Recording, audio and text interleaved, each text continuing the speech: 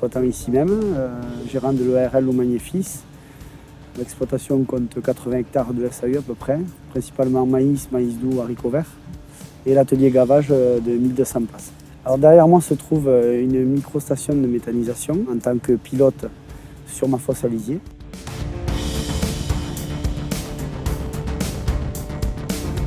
Donc le principe de la méthanisation, c'est d'extraire cette énergie tout simplement en mettant ces lisiers, fumiers et purins en conditions privées d'oxygène.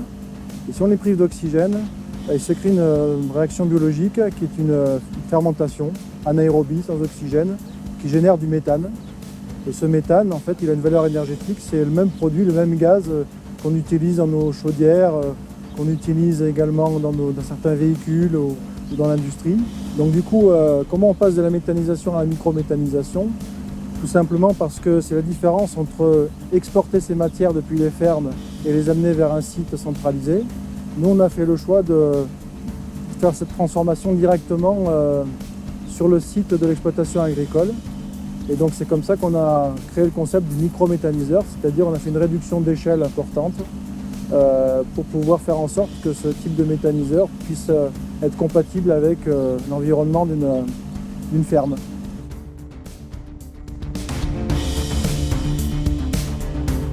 Derrière moi, il y a le méthaniseur que l'on a conçu et réalisé qui permet de traiter les lisiers en sortie de bâtiment de gavage. Donc on vient récupérer le lisier en sortie de bâtiment, on l'injecte dans la fosse à lisier sous la bâche. De là se crée la méthanisation. On récupère le gaz qui passe dans le cube vert. Une fois que le gaz est traité, il repart dans la cogénération qui produit de l'électricité et de la chaleur. La chaleur est renvoyée dans le système de traitement, utilisée en partie sous la bâche et l'autre partie peut être utilisée pour chauffer les bâtiments ou faire du froid.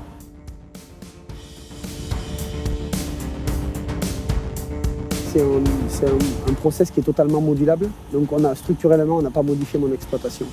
Ils sont venus s'adapter totalement au site et même après en termes d'organisation et de temps de travail et tout ça, moi j'ai pas changé ma façon de faire. Ce concept-là, aujourd'hui, moi, répond totalement à des attentes d'un agriculteur auquel je n'avais pas forcément pensé. Déjà, d'une part, par les nuisances au niveau des odeurs, où on n'a plus aucune odeur. Au niveau de l'épandage, où on n'a plus de matière solide dans les lisiers, c'est-à-dire que le lisier est exclusivement liquide. Et derrière, après, ça répond à des attentes sociétales aussi, parce qu'aujourd'hui on parle d'énergie renouvelable.